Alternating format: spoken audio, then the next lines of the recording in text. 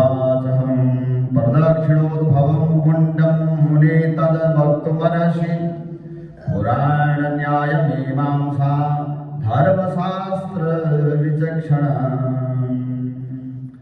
देवानां च पृथक् ब्रूहि यथोक्ता वै प्रदक्षिणा एकार्यभ्या देव्या रवे सप्त शब्दान्निर्गणपित्रया। पृथु महाराज ने कहा, हे मुनि, आप पुराण, मीमांसा और न्याय तथा धर्मशास्त्र के ज्ञाता हैं, आप सब कुछ जानते हैं। इसलिए देवताओं की जो प्रदक्षिणा करने का जो अलग अलग देवताओं के अनुसार बताइए हमें। नारद जी बोले, देखो हम बताते हैं किसकी कितनी परिक्रमा करनी चाहिए, शास्त्र में क्या विधान किया गया है। नारद जी कहते हैं, सुनो पृथु महाराज, देवी माँ की कितनी परिक्रमा होती है? एक परिक्रमा होती है। सूर्य नारायण की 7 परिक्रमा होती है और अग्नि की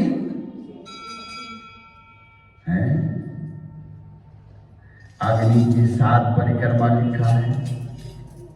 गणेश भगवान जी को 3 परिक्रमा, वासुदेव विष्णु भगवान जी की 4 परिक्रमा, शिव जी की आधी परिक्रमा। हाँ, बोले चतस्रस्य उपत्रिणामयि तिस्रोपेका यदृक्षया भक्त्या कुर्वन्ति ये विष्णु प्रदक्षिणा चतुष्टयम्। बोले भगवान नारायण की 4 परिक्रमा करनी चाहिए, देवी माँ की 1 परिक्रमा, अच्छा अग्नि की 7 परिक्रमा लिखा, भगवान नारायण की 4 परिक्रमा, गणेश जी की भी करेंगे 3 परिक्रमा, बराबर है। और पितरों की अपने इच्छा अनुसार 4 भी कर सकते हैं, 7 भी कर सकते हैं, 12-15 भी कर सकते हैं। पितरों की प्रदक्षिणा में कोई गिनती की नहीं है। माता पिता की जितनी परिक्रमा करी है अच्छा है। हाँ, मातृदेवो भव पितृदेवो भव, माता पिता तो देवता है ही, सब देवता। हाँ, उनका 10 करो, 50 करो, 15 करो, जितना करो परिक्रमा करते रहो। बोलिए गोविंद भगवान की। और पितरों की इच्छा अनुसार विशेष करके 3 या 4 परिक्रमा करनी चाहिए। 3 भी करें या 4 भी करें, अच्छा 5 भी करें, कोई हर्ज नहीं। और कहते हैं जो लोग विष्णु भगवान जी की 4 परिक्रमा करते हैं राजन, उनके धर्म आदि निसंदेह सिद्ध होते हैं। मैं तुम्हें ब्रह्मा द्वारा वर्णित एक प्राचीन इतिहास को बताता हूँ। वो इतिहास जो है, इतिहास सुनने से क्या होता है, हमारे ज्ञान का उदय हो जाता है। इतिहास सुनने से हमें जानकारी पूर्ण रूप से मिल जाती है। बोले इतिहास ही हमारी दृष्टांत है। हाँ, और एक वचन होता है, एक परवचन होता है ना। एक सुवचन होता है, एक परवचन होता है। तो आप जो सुनते हैं ये परवचन सुनते हैं, कथा सुनते हैं, या क्या करते हैं? प्रवचन वो होता है जो दूसरों ने बताया और हमने बता दिया, वो प्रवचन हो गया है। हाँ, और किसी कथाओं में बताया, अपने मर्जी से कोई बताया, वो दूसरों का बताया हुआ जो शास्त्र में वर्णित है उसी को आगे बताया, यही तो प्रवचन है।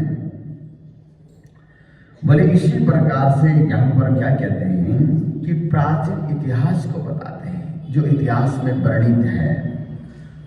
और कहते हैं जो कहने और सुनने से संपूर्ण पापों का नष्ट करता है। पहले एक बार वैवस्वत मनवंतर में बृहस्पति तथा देवराज इंद्र के बीच में एक संवाद हुआ था। बोले उसे सुनो। एक बार समस्त भोगों तथा देव परिवार से युक्त इंद्र ने देवगुरु बृहस्पति से कहा। इंद्र बोले, हे समस्त तत्वों को जानने वाले महाभाग बृहस्पति जी, हे गुरुदेव, प्राचीन काल में जब ब्रह्मकल्प था ही नहीं, उस समय सृष्टि कैसे रही? इंद्र तथा देवता किस प्रकार रहे तथा उनके कर्म क्या थे, ये अभी हमें बताइए। वो क्या कर्म करते थे, कौन सा कार्य करते थे? बृहस्पति भगवान बोले कि हे इंद्र, उस समय की बात है, बात को हम नहीं जानते, हमें पता नहीं। बोले क्योंकि ब्रह्मा के वर्तमान दिन में 6 मनवंतर बीत चुके हैं, इसलिए इस संबंध में हम कुछ भी कहने में असमर्थ हैं। आपके लोक में एक सुधर्मा नाम का एक व्यक्ति रहता है, अच्छा वह इस बारे में जानता है, इसलिए इस बारे में उसी से पूछा जाए। बोले यह निश्चय करके इंद्र तथा बृहस्पति सुधर्मा के पास चले गए। उस समय सुबह देवताओं के बारे में और देवताओं के बीच में बैठा हुआ था देवराज इंद्र ने इंद्र को बृहस्पति के साथ आया हुआ देखकर सुधर्मा ने उनकी यथाविधि पूजन की। देवराज इंद्र सुधर्मा द्वारा अपनी पूजा देकर के तथा उनका ऐश्वर्य देखकर बड़ा आश्चर्यचकित हुए। फिर वह विनम्रता पूर्वक कहने लगे। इंद्र ने कहा, हे सुधर्मा, कि आप सब धर्मों को जानने वाले हैं, संपूर्ण संपत्ति से युक्त तथा यश तेज एवं कीर्ति में भी मुझसे अधिक है। बोले साधु, आपने कौन सा दान किया था, कौन सा पुण्य किया था, ये इतना सारा ऐश्वर्य आपके पास है जो हमारे से भी ज्यादा है। शुभागतम देवपतिम बृहस्पति समन्वितम यथार्ह मर्चयामास साधनैर बहुभिस्तथा। बोले आपने किसका पूजन किया था और आपके पास इतना ऐश्वर्य है, और आपके किस दान, कौन सा तपस्या, कौन सा यज्ञ, कौन सा तीर्थ सेवन अथवा अन्य प्रभाव से ऐसे ऐश्वर्य को प्राप्त आपने किया। आप पिछले ब्रह्म कल्प के वृत्तांत को भी आप जानते हैं, ऐसा हमने सुना है। और जब संपूर्ण सृष्टि सो जाती है तब भी उसकी गतिविधियों को आप किस प्रकार जानते हैं, जबकि देवगुरु बृहस्पति भी नहीं जानते, उस बात को आप कैसे जानते हैं, हमें बताइए। और देवराज के यह कहने पर सुधर्मा ने प्रसन्नता पूर्वक पूर्व काल इन वृत्तांत को विनीत भाव होकर के विनीत पूर्वक इस प्रकार बताए। 1000 और चारों युग के बीच जाने पर ब्रह्म का एक दिन होता है। 1000 बार चारों युग जब बीत जाते हैं, चतुर्युग, सत्य, त्रेता, द्वापर, कलि, चारों युग 1000 बार जब घूमते हैं तो वो ब्रह्मा जी का एक दिन होता है। हाँ, बोले उस एक दिन में 14 मनु होते हैं, 14 इंद्र, अन्य सब देवता तथा संपूर्ण सृष्टि भी एक ही प्रकार की होती है, ऐसा शास्त्र में लिखा है। कर्ताओं की विपुल संख्या को कौन जानता है? मैं विष्णुलोक में ही बना रहा, विष्णुलोक में वैकुंठ धाम में बना रहा। बोले उस बीच बहुत से ब्रह्म चले गए। हे अदिति पुत्र देवराज इंद्र, सुनो, उनकी संख्या गिनी नहीं जा सकती, इतने 1000 वर्ष चले गए। उसके बाद में इस देवलोक में आया। मैंने जो शुभ कर्म किए उन्हें सुनाता हूं, सुनो, क्योंकि उन्हें कहने तथा सुनने से भी पाप नष्ट हो जाते हैं। सर्वनाथ पापनाशिनी, केवल सुनने मात्र से पापों का विनाश हो जाते हैं। हाँ, तो कथाओं की जो विशेषता यही है, सुनना। जो सुनते हैं तो वहां सुलझ जाते हैं। बोले सुनना चाहिए। कथाओं की जो जितने भी शास्त्र है, जो पुराण है, उनकी महिमा ही सुनने की है। बोले इसलिए लिखा है श्रवणा पापनाशनी, केवल सुनने मात्र से पापों का विनाश हो जाता है। बोले सुनो, मैं सुनाता हूं, मैं बताता हूं। हे इंद्र, मैं पूर्व काल में एक पापी गिद्ध था। गिद्ध जानते हैं क्या होता है? हाँ जी, बोले सच्चे दरबार की गिद्ध क्या होता है?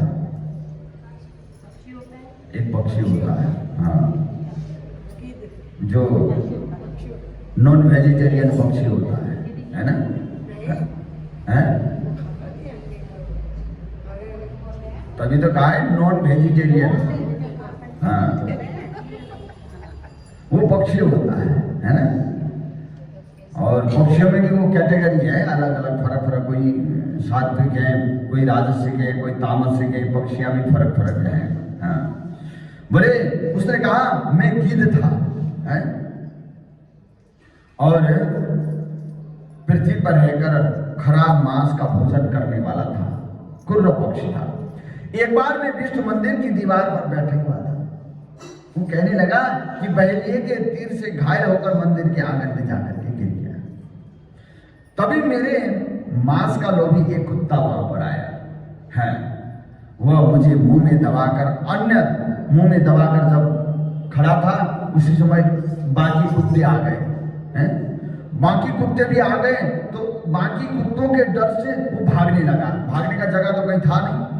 वो कहता है कि मैं मंदिर में ही घूमता रहा, परिक्रमा करता रहा। तो वही वो मुंह में दबाकर वो कुत्ता घूमने लगा। जब वो कुत्ता घूमा तो मैं भी घूमा, वो कहता है। और कहते हैं मांस खाने के लोभ से अन्य कुत्ते भी उसके पीछे पीछे भागे। इस प्रकार सबके द्वारा विष्णु मंदिर की परिक्रमा हो गई। बोले गोविंद भगवान की। और उससे भगवान जगन्नाथ बड़े प्रसन्न हो गए, खुश हो गए। और उन्होंने, वो कहते हैं, उसको, उस गिद्ध को तथा कुत्तों को भी भगवान ने परम पद दे दिया। ऐसी कथा आती है। जब वो गिद्ध को प्रदक्षिणा करने का ऐसा फल मिला तो जो लोग विधि पूर्वक प्रदक्षिणा करते हैं तो उनके विषय में तो कहा ही क्या जाए। महात्मा सुधर्म द्वारा यह कहे जाने पर देवराज इंद्र बड़े प्रसन्न हुए तथा मन में प्रीति रखकर हरि पूजन में प्रवृत्त हुए। नारद जी बोले, प्रदक्षिणा जैसा पुण्य भूत और भविष्य में कोई नहीं है। कार्तिक मास के शुक्ल पक्ष की नवमी को भगवान महेश्वर की प्रदक्षिणा करने से सब पापों से मुक्ति मिल जाती है। एक बात बताते हैं, जो प्रदक्षिणा करते हैं तो भगवान के पीठ का दर्शन नहीं करते। हमने एक बार कथा भी बताई थी। हाँ, भगवान के पीठ का कभी दर्शन नहीं करते। जो हाथ जोड़ करके परिक्रमा करते हैं, देवताओं की जब प्रदक्षिणा करते हैं तो हाँ, और भगवान के पीठ में पापों का वास होता है। हाँ, भगवान के सन्मुख धर्म, पीठ में पाप का निवास होता है। हाँ, तो इसलिए भगवान के देवताओं के पीठ का दर्शन नहीं होते। तो कई लोग तो पीठ में जाकर के 5-7 बार 10 बार करते हैं, टीका लगा देते हैं, ऐसे चंदन भी लगा दिया। माता रानी 3 है तो 1 2 3 लगा दिया है। हाँ, प्रसाद ले जा करके वहाँ यूं कर दिया, चिपका दिया है। बोले नारायण भगवान की।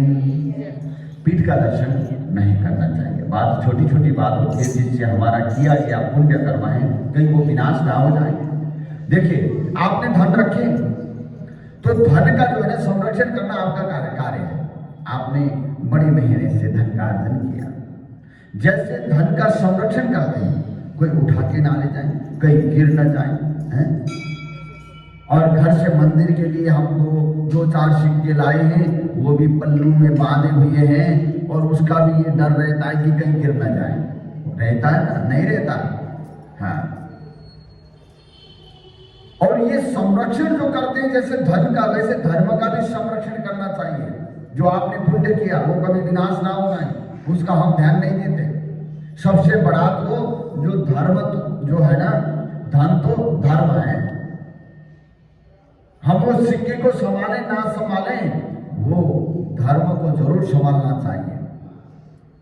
और ये सिक्के जो है ना, वो यही काम आते हैं।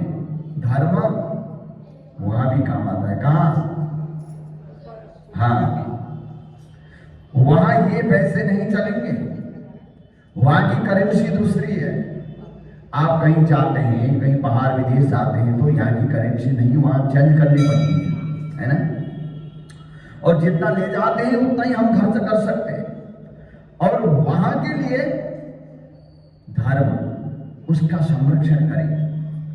बोले इसमें लिखा है, अगर आप प्रदक्षिणा में कोई त्रुटि छोड़ते हैं, त्रुटि करते हैं, अथवा कोई पूजन में त्रुटि करते हैं, अथवा आपने भजन कभी किया नहीं, तो हमारी किया गया जो पुण्य है ना, वो भी खत्म होने लग जाता है।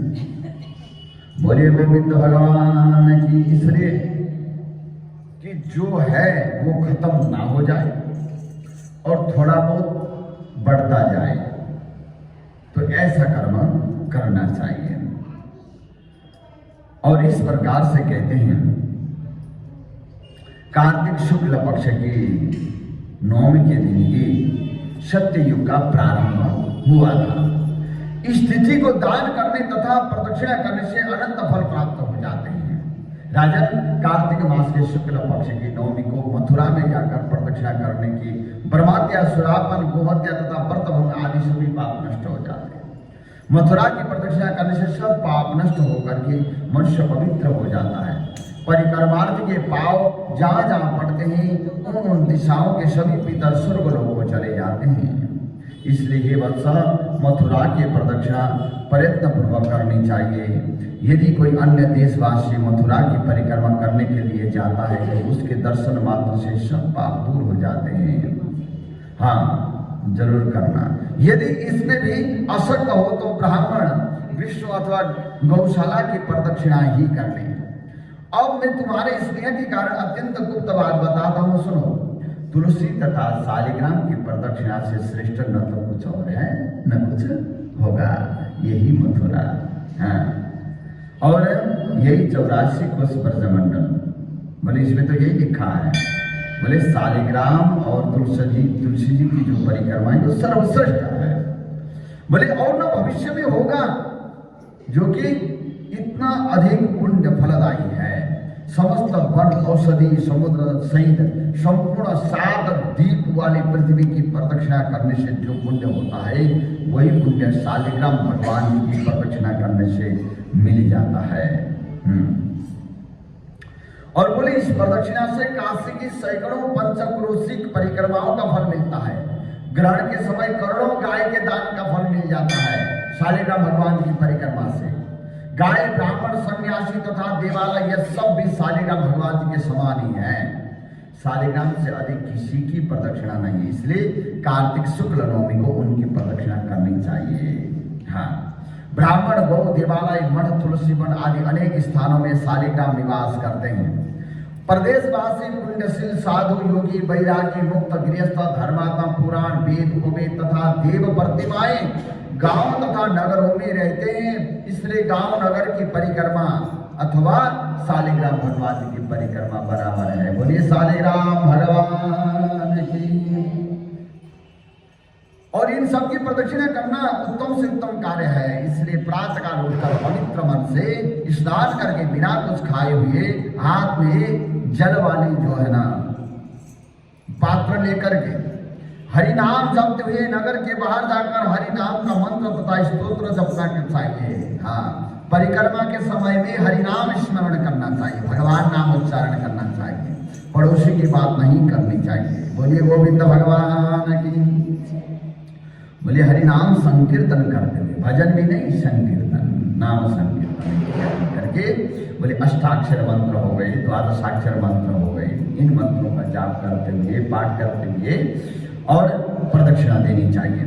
जब तक लोग बाहर न निकले और गाय भी घर में ही रहे, उससे पहले ही परिक्रमा लगाना शुरू करना चाहिए। जब तक सूर्य न छिपे तथा तब तक नगर अथवा ग्राम के बाहर प्रदक्षिणा लगानी चाहिए। इस अवधि में 1, 3 अथवा 4 परिक्रमाएं लग जाएं, इस हेतु जल्दी ही जगना चाहिए। सूर्योदय के बाद नगर की प्रदक्षिणा लगाना शुरू करें। सूर्योदय के बाद नगर की प्रदक्षिणा शुरू कर दें। उस स्थिति में देवालय अथवा अपने घर में स्थित तुलसी के पौधे की परिक्रमा लगानी चाहिए। पहले तुलसी जी की, शालिग्राम जी की परिक्रमा लगा के फिर गांव नगर की परिक्रमा। हाँ, शालिग्राम की प्रदक्षिणा करने से बड़ा पुण्य होता है। और उसे करके ब्राह्मणों की पूजा करें तथा उन्हें खीर का भोजन कराएं, फिर उनकी प्रदक्षिणा करके दक्षिणा भेंट करें। इस प्रदक्षिणा अध्याय को जो ब्राह्मण इत्यादि जो पढ़ने वाले हैं और जो सुनने वाले हैं उन सबको ये प्रदक्षिणा का फल मिल जाता है। फिर भी आप कोशिश करना, शालिग्राम भगवान और तुलसी जी की परिक्रमा तो कर ही लेना, और नगर परिक्रमा भी आप आज से, कल से, हाँ आज से हो गए, कल से कंटिन्यूस रहेगा जी परिक्रमा। कब तक रहेगा? ये पूर्णिमा तक। हाँ जी, हाँ जी, पूर्णिमा तक परिक्रमा करते रहना, भगवान का नाम उच्चारण करते रहना, उसका 10वां भाग हमें भी मिलता है। बोले गोविंद भगवान की। इन्हीं कथा प्रसंगों के साथ हम आज की कथा प्रसंग यहीं पर विश्राम करेंगे। कल पुनः आगे का पावन प्रसंग हम लोग श्रवण करेंगे। बोले गोविंद भगवान की।